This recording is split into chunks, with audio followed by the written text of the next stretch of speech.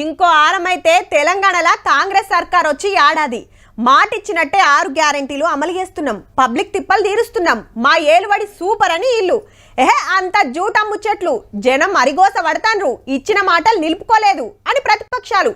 ఎప్పుడు ఎలక్షన్లు పెట్టినా మా పార్టీ పవర్లోకి వస్తుందని అందరు చెప్పే మాటే. కానీ ఓటర్ల ఏలుకు ఇంకురుద్దే రోజు రావాలంటే 4 ఏళ్ళు ఆగాల్సిందే. అయితే తొందరనే జమిలీ ఎన్నికలు వస్తున్నాయి.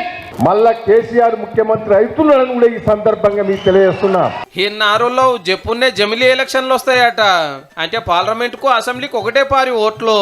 గన్ల అంబాసిడర్ కారు గెలుస్తుందట. కేసీఆర్ సార్ మళ్ళా సీఎం అవుతాడట. కేసీఆర్ గారిని ఈ రోజు ప్రజలు పోగొట్టుకున్నామని ఏడుస్తున్నారు. ఎవరెంత ఏడుస్తున్నారో ఎంకషీర్ గాని దేశంలో జమిలీ ఎలక్షన్లు వస్తాయని ఎట్లా చెప్తున్నారు సారు? చెల్ రెండోట్లు ఒకటే పారు ఎట్లా పెడతారు? మేము ఒప్పుకోమంటే ఒప్పుకోమన్నారు కదా సారు మొన్నటిదాకా. ఇవాళ ఒక్క ఎలక్షన్ అంటారు, రేపు ఒకటే పార్టీ అంటారు. అంతా బీజేపీ కుట్ర అని ఇన్ని రోజులు మాట్లాడినే ఉతేనా? బీజేపీ గ్రూప్ మెయిన్ పార్టీ ఉన్న సీఎం చంద్రన్న కూడా ఇంకో 3 ఏళ్ళు అయితే జమిలీ ఎన్నికలు గ్యారంటీ వస్తాయి అన్నాడు మొన్న.